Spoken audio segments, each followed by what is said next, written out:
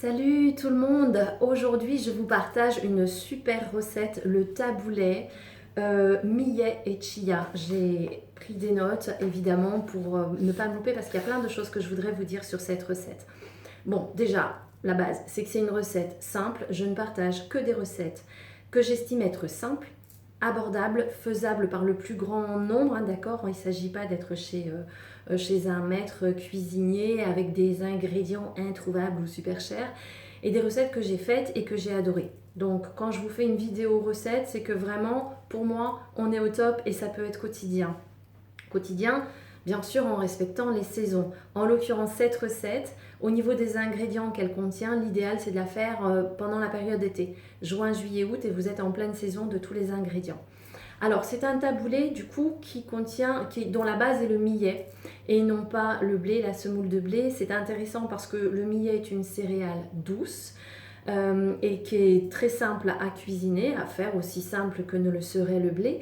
Et elle est sans gluten, donc c'est très intéressant pour ceux qui essayent de limiter ou de stopper le gluten. Donc au millet. Le millet en plus est une céréale intéressante parce qu'elle est bourrée de phosphore, de magnésium, elle contient aussi du zinc et elle a aussi beaucoup de potassium. Donc très intéressant au niveau nutritionnel et au niveau de ces minéraux-là. Alors c'est tout simple, vous prenez 200 g de millet. Le millet, vous le rincez bien. Alors 200 g, si vous n'avez pas de balance, vous prenez un verre doseur et ça équivaut à peu près à 100 g au niveau du trait du sucre en poudre. Ok? Donc vous rincez bien et là derrière vous allez mettre 250 ml d'eau. Attendez, laissez-moi vérifier. Ça je ne l'ai pas noté. Je crois que c'est 250 ml. Ouais, c'est ça. 250 ml ou 25 centilitres, hein, c'est pareil pour ceux qui se poseraient la question. Ça, il m'est arrivé de faire des erreurs de ce style et de louper complètement une recette de brioche maison. Bon, c'est un autre sujet, je vous raconterai un jour, je pense que ça va faire rire ma maman si elle voit cette vidéo.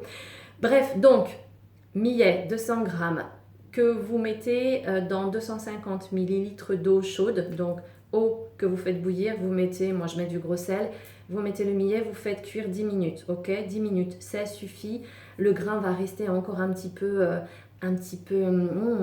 croustillant, c'est très agréable. Vous réservez, vous laissez refroidir tout simplement. À côté, vous prenez quelques branches de menthe. Alors la menthe, vous achetez une botte, ok, vous la nettoyez. Si elle n'est pas bio, ce que vous pouvez faire, c'est la mettre à tremper dans de l'eau avec du bicarbonate de soude alimentaire. Vous laissez ça 10 minutes, ça permet de débarrasser des pesticides, des résidus de pesticides. C'est super intéressant ce que je vous dis là. Vous pouvez le faire avec n'importe quel fruit et légumes. Et puis après, vous rincez bien. Donc ce que vous faites, c'est que derrière, moi, ce que je fais, c'est que j'enlève toutes les feuilles. Je prends quelques feuilles pour mon taboulet et les autres feuilles, je les mets tout simplement au congélateur, ce qui vous permet d'avoir des feuilles pour les futurs taboulets ou pour vos thés à la menthe si vous en faites. Donc vous prenez ces quelques feuilles de menthe. Alors là, combien? C'est à votre goût, hein. Si vous voulez que ce soit avec un fort goût de menthe ou pas, vous ajustez. Ensuite, vous prenez 20 tomates cerises que vous allez couper en 2 ou en 4, que vous nettoyez pareil avec bicarbonate si c'est pas bio, et puis sinon c'est pas franchement nécessaire. Et puis vous mettez également 2 cuillères à soupe de graines de chia. La graine de chia, ça fait partie de ce que moi je considère comme les super aliments, même si c'est un terme extrêmement galvaudé que je n'aime pas trop. J'ai fait des vidéos sur la graine de chia, je vous laisse aller regarder ces vidéos, c'est un aliment au top.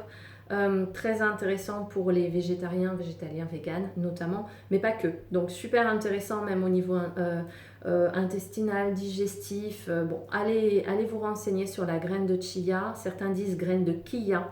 Il y a des vidéos sur ma chaîne YouTube à ce sujet. Et puis un concombre, ok? Un concombre. Alors le concombre, moi j'aime bien le couper en tout petit bout, donc c'est mon temps de méditation, d'accord? Je médite en faisant la cuisine très souvent, non, je rigole pas. Et couper les légumes en tout petits morceaux, ça permet de bien méditer.